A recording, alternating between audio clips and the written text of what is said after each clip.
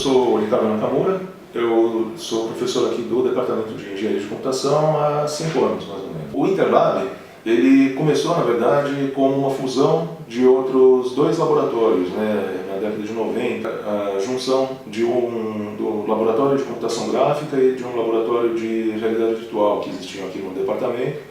E então, observando essas semelhanças de interesses que existiam na época, né, então foi feita essa união. A partir daí, então, começou a desenvolver pesquisas, na época, principalmente focadas em realidade virtual, mas também já em aplicações relacionadas à educação. E com o tempo, a gente foi fazendo essa transição da realidade virtual para a realidade aumentada. A partir de 2002, nós começamos a fazer alguma pesquisa na área de jogos.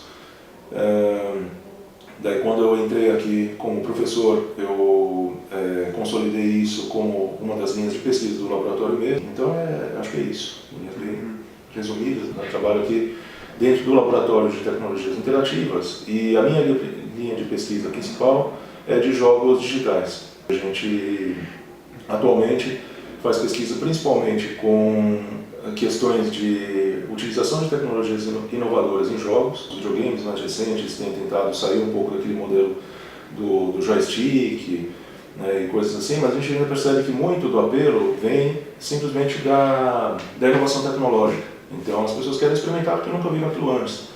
Mas não necessariamente é alguma coisa que está trazendo realmente uma vantagem para o jogador, está tornando a experiência de jogo melhor, mais interessante. E daí, então, quando acaba a novidade, aquilo lá simplesmente perde o sentido, né? E é isso que a gente tem visto acontecer na indústria.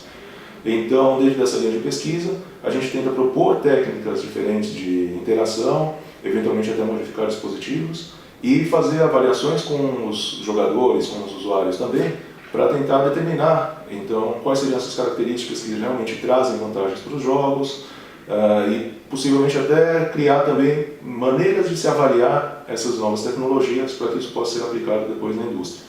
Outra frente é ligada às questões de adaptação e geração automática de conteúdo para jogos. Tradicionalmente, o que acontece é que as equipes de desenvolvimento criam o jogo inteiro, só que isso tudo assume um único perfil. Você imagina que tem um conjunto de jogadores que tem certas características e projeta o jogo para aquele conjunto. E isso sempre vai causar dificuldades com jogadores que não se encaixam muito naquele perfil, ainda que eles tenham interesse pelo jogo.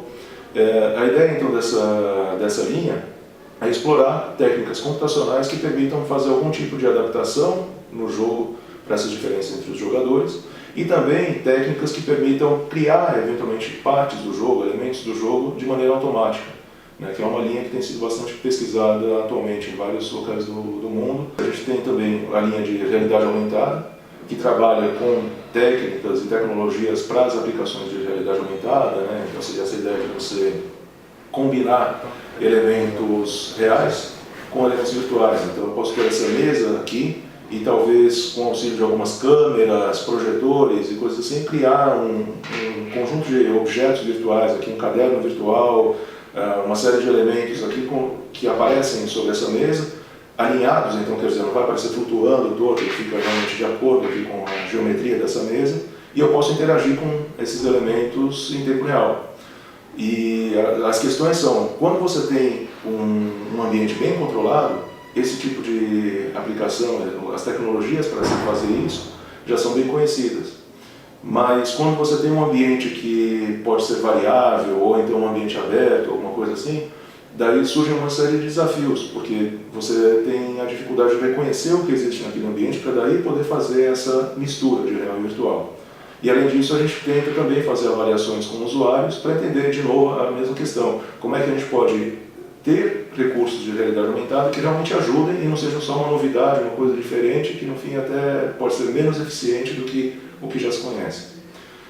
E por fim, a terceira linha de pesquisa que a gente tem no laboratório é a linha de aplicações de tecnologias interativas em saúde e em educação, que seria então um ponto de convergência, onde a gente pega todo esse conhecimento de realidade aumentada, de jogos, e aplica isso, por exemplo, em um ambiente de treinamento, em um jogo para educação e várias outras possibilidades. Nessa linha de pesquisa, a gente tem uma colaboração com o Laboratório de Aplicações de Informática na Saúde, da EASH. Desenvolvemos então alguns projetos em parceria, né, algumas coisas assim. A gente tem atualmente um projeto de um atlas de anatomia virtual, né, e interativo, que tem como objetivo ser utilizado em cursos de medicina ou odontologia, enfim, outros cursos da área, e que acaba incorporando essas tecnologias de realidade aumentada numa área, nesse caso na área de saúde. Em linhas gerais, essas são as três frentes que a gente tem aí no laboratório, né, e aí então nossos alunos de mestrado, de doutorado, de modo geral, atuam dentro de uma, ou às vezes até de mais de uma dessas linhas, né, porque tem essas possíveis convergências. Nós temos um diálogo, né, com a área da indústria também. A gente tem contato, né, com a indústria, discute interesses e questões aí relacionadas. Então, eu acho que, de modo geral, a área acadêmica de jogos no Brasil tem bastante contato com a indústria. Nós, atualmente, aqui no laboratório, não temos uma parceria específica com uma empresa, por exemplo, nada do tipo. Mas existe uma troca grande, um acordo de cooperação, um projeto de pesquisa conjunto, e isso aqui, pelo menos, não acontece atualmente. Então, o que eu acho que é interessante, assim, a contribuição que nós, especificamente na engenharia de computação, temos a apresentar para a indústria de jogos, é justamente abordar algumas questões que às vezes ficam um pouco de lado por causa das próprias pressões da indústria. Uma das motivações que a gente tem é exatamente essa, explorar essas coisas que a indústria, na verdade, deixa de lado, porque ainda que sejam interessantes, não é particularmente viável para eles. Mas são coisas que merecem uma investigação, que podem levar a inovações no uso dos jogos, no desenvolvimento dos jogos, e que, havendo interesse, podem ser realimentados à própria indústria. Tá, meu nome é Daniel Tokunaga, faço doutorado aqui no Interlab, e trabalho com realidade aumentada e jogos, principalmente tecnologias, para tornar possível essa realidade aumentada e tentar aplicar isso o máximo possível em ambientes de jogos e em entretenimento. Minha linha de pesquisa atualmente é para tentar rastrear objetos físicos. Então, basicamente, a gente tenta descobrir onde um objeto está dentro do espaço 3D e tentar usar isso como forma como um marcador, que a gente chama, para tentar aumentar essa realidade. Então, imagine que eu tenho um castelo em 3D, tipo um piquete de castelo, e eu vou tentar renderizar em cima deles personagens ou objetos em cima dele. Para isso, a gente basicamente precisa de duas coisas, né, para fazer isso. Uma que é a renderização em si, quer dizer, como que a gente vai colocar os bonequinhos em cima do castelo, mas também principalmente a parte de visão computacional, que é a parte onde a gente tenta descobrir onde é que tem esse castelo de verdade no ambiente 3D.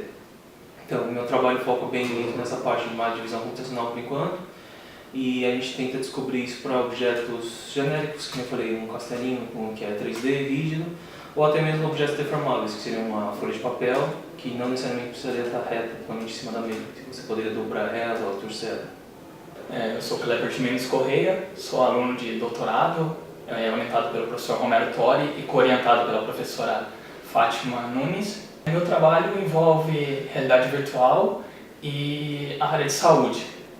Nós estamos construindo um simulador para aplicação de anestesia odontológica para treinamento nessa área.